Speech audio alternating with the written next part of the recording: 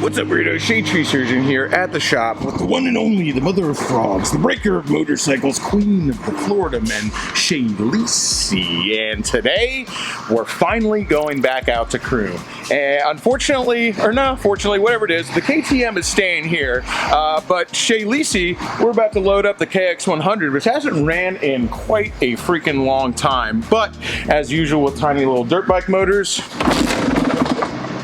I said, as usual with tiny little dirt bike motors, fired right up.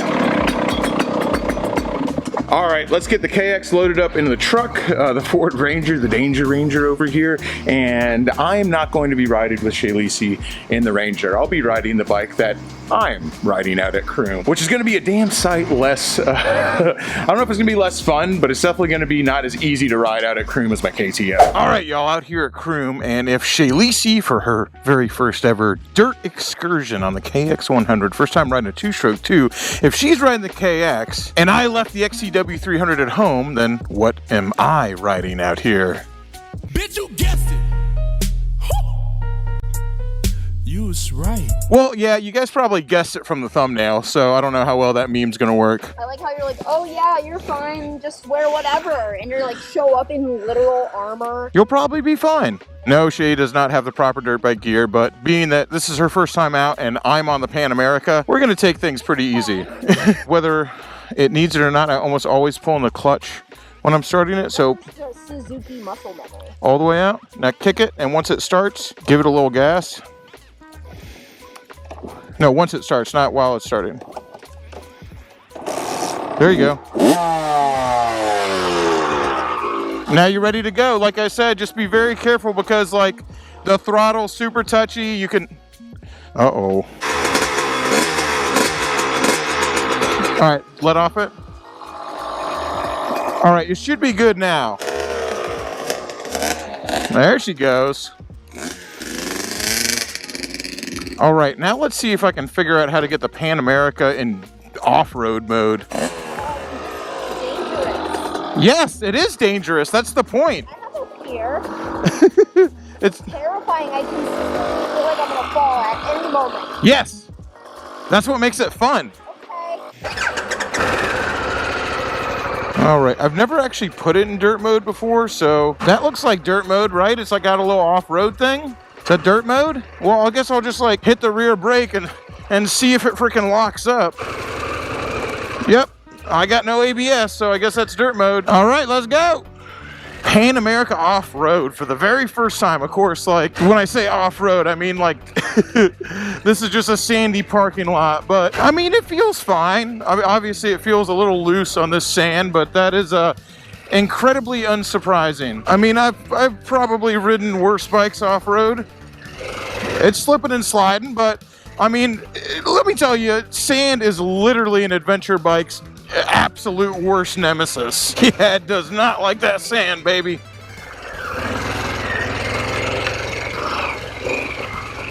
But that's okay. Like I said, sand is literally this bike's worst enemy. You don't know how to ride in sand, it's anybody's worst enemy. I would be surprised if Shadetree is still on two wheels back there.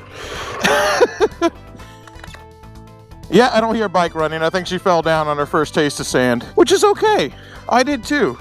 You should not feel bad. Did you fall over? It's gonna happen. So the key with this is literally just sometimes it'll move around, but you can use your legs to waddle a little bit. All right, that'll wear you out real fast. So let me do that for you. Can also be a lot harder to do once a bike's falling over.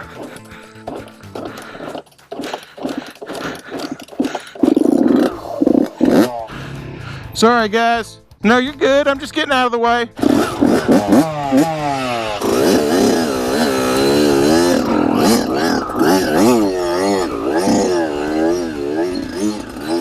So if we go in a little farther, we can find some trails that aren't quite so sandy. You want to follow me in here? I'll get you through this part? No. Okay. You can do it. You can do it. I'm right here behind you. You got it.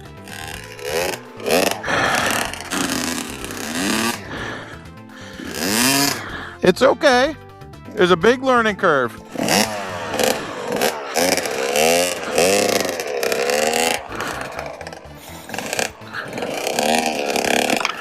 Hey, you did it without falling over. Wow, 20 yards. You're doing it, kid. Oh my god, I'm so sweaty already. Oh, I wonder if it'll stay in off-road mode. It does. Well, it's convenient. I know some other bikes, like every time you turn it off, they want to turn the ABS back on, which is just like supremely annoying. That's it. Okay, out of the super deep sand. That's it. It just wants to lose that front end. There we go. You know, like I said, I've been on worse. And now that you're in like a kind of a normal trail and not so sandy, like there's some roots down and stuff like that, this bike is perfectly fine, man. I'm not really going to try to rip it up because, you know, huge thanks to Bert's Harley Davidson for actually being a Harley Davidson. Oh, she's still back there? Got to keep an eye on Shay on the KX back there. Not the loser. You'll get lost in Croom fast. A huge thanks to Bert's Harley Davidson for being the kind of Harley Davidson dealership when I said, hey, can I take that Pan America off-road? They were like, well, I mean, it's supposed to go off-road, so I guess. I mean, that is pretty fucking cool. I'm not even going to try to ride through these whoops like I would if I was on an actual dirt bike. I feel like with this bike being kind of front heavy, if you're going through whoops like this and you're actually trying to glide over them with these like dual sport tires, big heavy bike, me not having ridden off-road for quite some time, that might just be a recipe for disaster.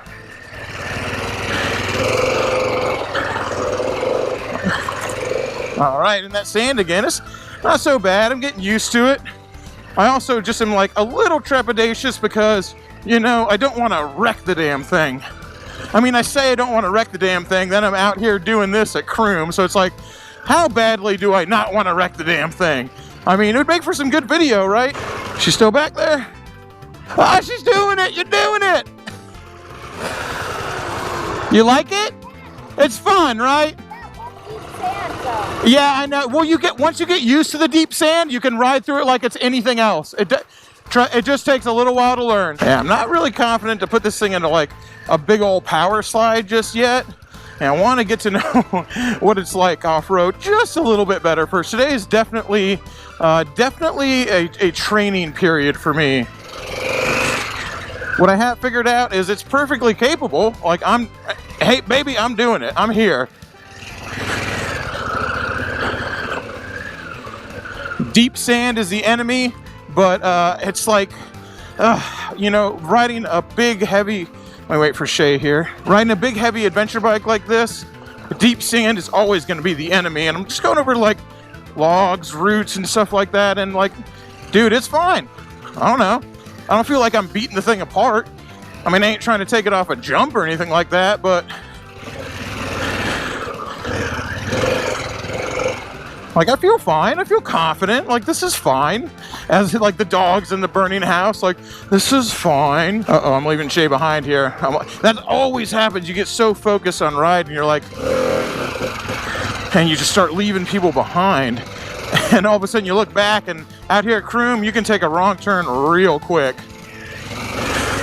It actually is handling going through these whoops, sitting down slow, literally just fine. So it's like, it's capable of going over them. Capable of going through this. I do not feel super stressed. Like, I feel my main emotion or fear is like getting up too much speed and then hitting a sandy patch and not being able to control the front end washout. That is currently my biggest fear, which is why I'm kind of being a little trepidatious, kind of going a little slow. There's a lot of trees out here. Not being able to control a front end washout could really just send you right into a tree, which I don't want to do. Lots of rear brake, lots of throttle. Luckily, this is a cable, even though this is a cable clutch, which I prefer anyway, it is so light, one finger light, which when you're out here having to really feather the throttle on a big bike like this to keep everything where it's supposed to be as far as the rev range and how fast your rear tire's spinning in the sand, having a light clutch pull is a freaking lifesaver, man. I'll make sure Shay got through all that. Just killing it. Dirt bikes are fun, man. I love dirt bikes. It's been so long since I've been out here, and it kind of keeps me from like doing anything too crazy while I'm on this big bike, while Shay's on the KX 100 learning. So now back in this, and this isn't even like super deep sand as far as sugar sand goes, but It's deep enough that I'm not super confident, like even putting both my feet on the pegs right now. And it's deep enough that if I was not careful with my rear wheel control right now with how much it's spinning, I could probably get stuck pretty easily too. You see, it's just wanting to push back and forth and wash out here. Now I got both feet down. Yeah, deep sand is the enemy, but that is just supremely unsurprising. All right, we'll give Shay a little break and have her take a drink of water. It's not because I need one at all. Uh-oh. I said, let's give Shay a little break here. I turn around and she's not behind me. Well, let's go ahead and go back out there and look for her. Oh, here she comes. She got it. Hell yeah. Doesn't need my help. When you're not used to kicking a bike over, and of course this has got electric start, my KTM 300 is kick only, not by design, or I guess it is kick only by poor design because the starters suck on them. I got tired of replacing starter parts, so I just said, you know what, I'm just going to kick this thing forever now. Let me tell you what, dude, when you're not used to riding dirt bikes and you keep dropping bikes and having to restart them and stalling bikes, kicking a bike will absolutely smoke you. The sand is also very unfamiliar to a lot of people who don't ride in Florida. When they come and get into this sugar sand, people in other parts of the country have never had to deal with stuff like this. And they might even be a fairly proficient off-roader, and they start hitting sand like this through the trails, and they can't keep the bike up. I'm only saying all this so you don't feel discouraged in any way. I don't. Good. Quick break, but back at it. There's sand in my boot. No such thing as brakes here. Don't you know this isn't fun? This is work. Another reason I'm taking it easy is I didn't bring any tools to take the mirrors off. So dropping it's one thing, even when it's like, I don't own this bike, this is on loan. Although they did say I could take it off road, but I really don't want to snap these mirrors off. And normally that's one of the first things you do when you're taking a street bike off-road or a dual sport off-road is get rid of them mirrors, because they are pretty fragile when it comes to trees and falling over. Learning how to properly kickstart your bike is part of it. You'll get there, I promise. Jesus Christ, I'm sweating so much already. Oh, number one thing, always take it out of gear. You have to work so much harder to kickstart the bike when it's in gear. So watch this. This big old pig, this hog, this Harley Davidson, taking a Harley Davidson off-road, baby. You know, I know it's been done before. Whoa. Yeah, that deep sand right there at the trailhead, that is probably the most dangerous spot for this thing. I'm flailing around like it's my, what am I flailing around like? Flailing around like Shay back there. So, you know, at least I'm on this thing in the deep sand, freaking waddling around and making her feel a little bit better. There we go.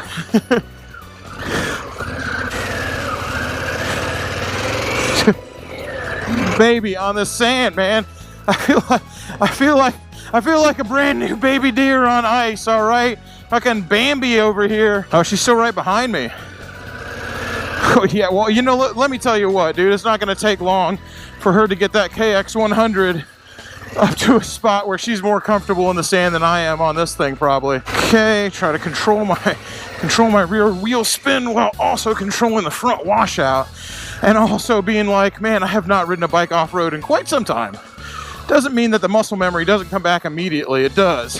Hey, and I've got a spider guard on this thing, all right? Everyone wants to talk crap about this windshield, but when it comes to running face first in a banana spider, at least I got a little bit of protection here. Again, like I wouldn't, at this point on this bike, nowhere near confident enough to even stand up yet, let alone like take these whoops like I would on my XCW 300. Not a chance. But it's fine. I am making my way through there. Like if this was your only bike and you had to ride to some campground that was full of sand and these trails like this, to not really, we haven't really gone on any single track yet. I'm gonna avoid this sandy corner.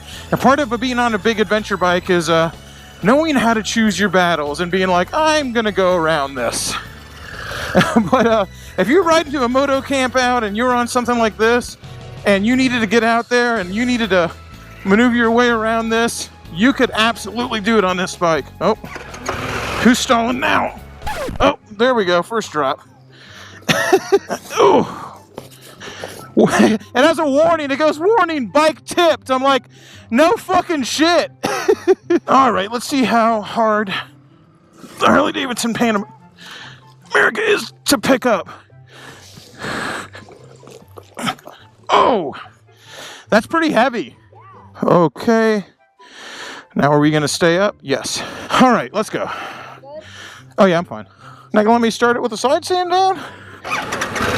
Oh, well, let me start it in gear while the side stands down. Okay. Well, first drop on the Pan America. It's officially been on the ground. Not that that was bad or anything like that. These things came right off too, so kind of tells me those are mainly for looks and not for actually any kind of function, because man, it just came off immediately. So I don't know how much that would have actually saved my handlebar lever if I was on something hard, or if I had hit the ground at, you know, any rate of speed. All right, back at it. Bushwhacking, baby. Let's see how the Pan America handles some. I mean, it's not really single track. Give me a break.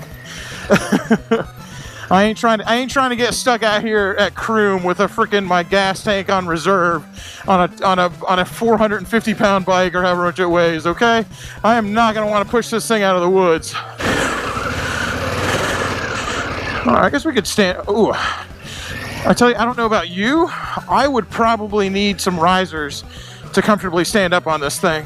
The handlebars are just a little too far forward. The handlebars are great when I'm sitting, but once I stand up, I just don't feel as much control as I should standing up off-road, mainly because I'm like, you know what, they're just a little too far forward and I feel a little bit out of control. I'm also nervous, so that's the other thing about this bike, where I'm just like, oh, this is how I feel, and I feel nervous about this. This is also not only my first time riding off-road in a while, it's my first time riding this big bike off-road. And I got Shay behind me recording every dumb thing I do for the entire internet to laugh at. By the way, go subscribe to Shay Lisi, because it's on her channel that you're gonna see all my fails. I don't know, man, this feels good. Feels comfortable, like, dude, this thing is fucking, I don't know, man. I'm like, just like, okay, on this stuff without super deep sand, it's handling the bumps just fine. I am just like feathering the rear brake the entire time, so you're gonna be using a lot of rear brake to stabilize yourself on this thing, but you know, it is what it is. You gotta understand, you're not out here on a freaking dirt bike. You're out here on a big old adventure bike. Now we're in some sand. I'm probably gonna avoid this stuff. There she goes. A little easier on a bike that weighs like 140 pounds. So something you learn to do is, like, when you don't want to go through the sand, you can go on the sides. Of course, the sides is where the spiders are. This is also, I've not spent any time off-road on a 4-stroke in quite some time either. This is fun though. Like, I'm enjoying this. I'm enjoying like the challenge of a big bike and having to like take all the skills I've used learning to ride off-road. I didn't think I was going to enjoy this at all, but this is fun. I always thought I was going to be the guy who was just like, off-road is for dirt bikes. You don't, why would you take this big stupid bike off-road? Just have a dirt bike to do it and ride on the street. And then all of a sudden I'm like, hey, the challenge of riding this off-road, actually kind of neat, man. I'm kind of digging it. I'm not going to lie. As I just like standing still almost drop it. Definitely a challenge. Trying to get loose in the corners a little bit. I actually got to go back and work at the shame, so I'm not really going to have enough time to even get comfortable on the Pan America out today, but I just wanted to take it out once and just see what it felt like. I mean, that's what everybody asks. Everybody wants to know, how do they do off-road? And I'll admit, like, I was kind of curious too, and even when other people talk about it, they just, I don't know, man. I mean, you are always kind of curious how they do off-road, but it just seems like a lot of the off-road, I'm going to use big old quotation marks here, nothing against it, ends up being pretty hard-packed trails that are really clearly marked, gravel roads. Like, it just never seems like it's anything like this, what we're in now, where it's just like, okay, no, I mean like off-road. I mean like where dirt bikes and ATVs are. I don't mean like on a camping trail that's like specifically designed for dual sports. Because you get these camping trails out there that are like, okay, this is a camping trail, and it's like not just a trail, but it's designed for people with adventure bikes. So they kind of make it easy. Not easy, but they just make it in such a way that like you can definitely win. I'm getting a little bit of ground clearance issues here, but nothing that's going to stop the bike, you know what I mean? I did bottom out there for a second, but nothing serious. So far, it's handling these bumps and logs like a champ. Now we're on this is some sandy single track right here. So something I'm probably not going to want to spend too much time on because there's so many danger poles around here, very close to it, that I'm going to go ahead and get off this stuff, okay?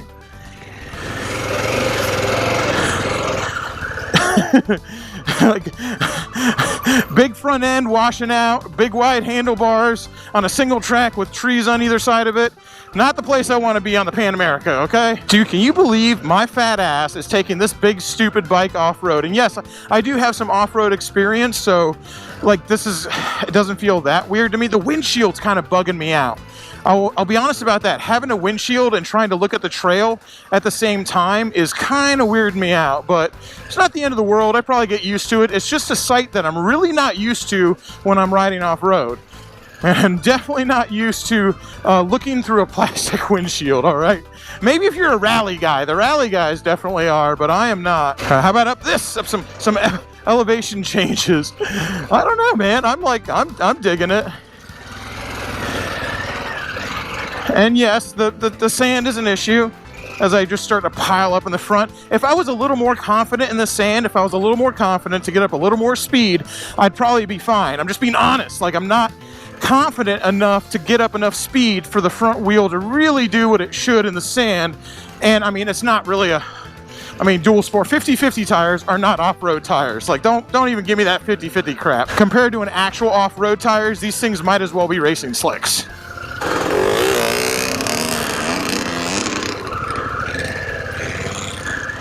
There she goes. Oh, she's standing up. Dang, Shay Lisi freaking getting it. Good job, girl. Standing up through the whoops. Damn. I can't take you anywhere. I will say, like, obviously this is not the Pan America's forte, is like sandy, first gear, single track where you're just like chugging through it like a tractor. I will say this, it's starting to get a little hot. Like, I can feel it, getting hot. It's not burning me yet. I just know that the engine's hot. And I wonder how long it'll be before the computer just like shuts it off. I imagine that'll happen eventually. See, there we go, a little more speed on that sandy stuff. I just am, there we go. See, that's why I'm a little, not quite enough confidence to really get the speed I should be displaying to get through this sand, even in any bike, let alone a big bike. All right, definitely don't want to get in this stuff too bad because, like, damn, all right. It's like, ooh, this looks like a nice place for a thumbnail.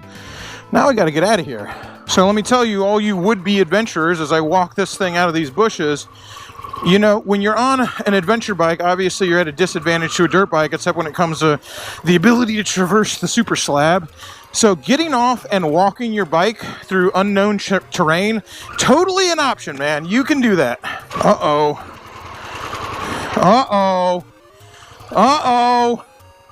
I'm in the mud. Oh, my boot is wet. Okay, let me add slick, gorilla snot, slippery, Artex eating mud to the lists of the Pan America's nemesis. As I just spin that rear tire back there. Okay, let's get Shay going. I don't know why I won't start, man. It's okay. You're just, what happens is Shay, you just get tired and you kick it lighter and lighter. And the more times you kick it, the more gas it throws in there, the harder it needs to be kicked. And it's just like, you know, it's a war of attrition after a while, you know what I mean? Well, man, look how muddy those tires are. People are like 50/50 tires. These things are clogged up with mud. Give me a break, 50/50 tires. Might as well be for a racetrack. All right, I've become unstuck from the mud. I've got my thumbnail. Shay saw now. She's happy. We got her flooded out. Freaking KX with a fouled spark plug already. Well, I think it's time to head out of the woods. We were always on a little bit of a time crunch today, and I don't know, I feel like I got a good general idea of the Pan America 1250's off-road abilities, like some of them. Very little bit, you know. Obviously, I barely did any standing up.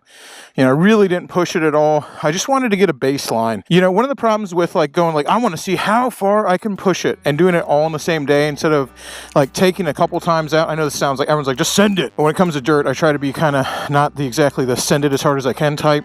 Take it out a couple times, freaking establish a baseline of abilities, and then start exploring on different days from there. When you try to do it all at once, you can really end up pushing it too far. Ask ask me how I know, and how I know is from all the metal hardware that's in my left foot. Might only be 100 cc's, but man, I can even having to kick a 100cc bike like 30 times will freaking that'll gas you. Yeah, it's especially very slow going that this windshield starts to bother me, like through here. Like if I was trying to navigate some like a rock garden or something on this, and I had to look like I wasn't looking as far ahead because I wasn't traveling as fast, I would be pretty weirded out by this windshield, that's for sure. But maybe I'd get used to it. I don't know. You usually get used to just about anything, so I imagine I could get used to that pretty easily. Now, can I get this thing out of the woods without another crash? Maybe. Is that crash gonna happen right next to the parking lot? Am I gonna get stuck right next to the parking lot? Also a possibility. We're kicking up dirt, baby. All right. Whew, I'm smoked. Whew, all right. Now unfortunately, or fortunately, whatever it is, we got to leave the woods. I'm already late. I got to head to the Dirty Shame and take in some orders. I said, y'all think I live this rock star lifestyle, but I still got to go to the Dirty Shame every once in a while and clean up the piss off the men's room floor, okay? I ain't that much of a rock star. All right, just about done in the woods, and I got myself cleaned up, got the bike cleaned up, and the plan is I was gonna pick up Arab Honey over here on the motorcycle, the same motorcycle that I was just thrashing around the woods in. We were gonna go and eat a fancy dinner at Eulalie. But what really ended up happening is it's Florida and it started pouring rain, so Arab Honey didn't get to go on a cool motorcycle ride. Instead, she's stuck in this.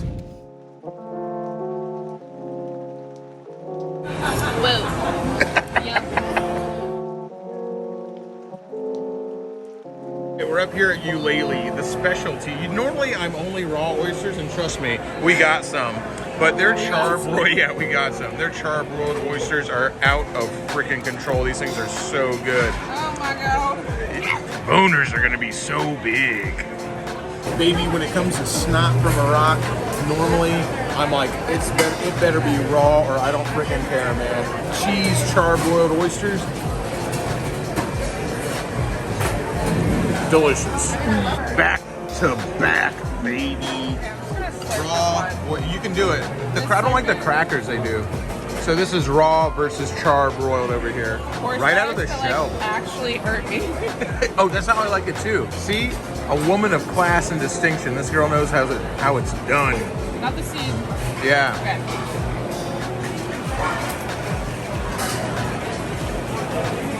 Phenomenal. Lots and lots of sauce.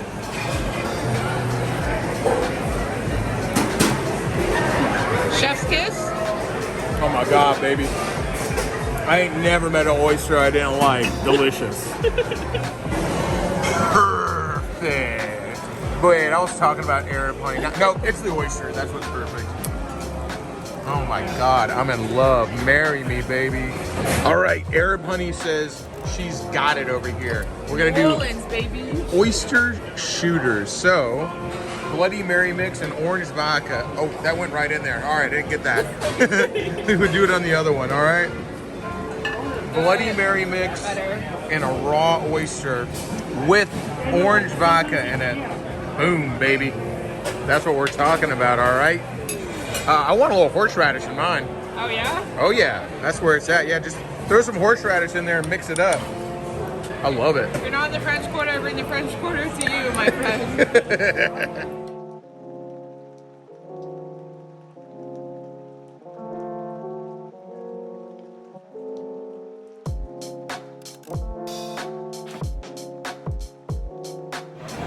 The face is only because of the vodka. Delicious, baby. That was so good. I'll take 10 more, man. My boner has not even reached maximum power.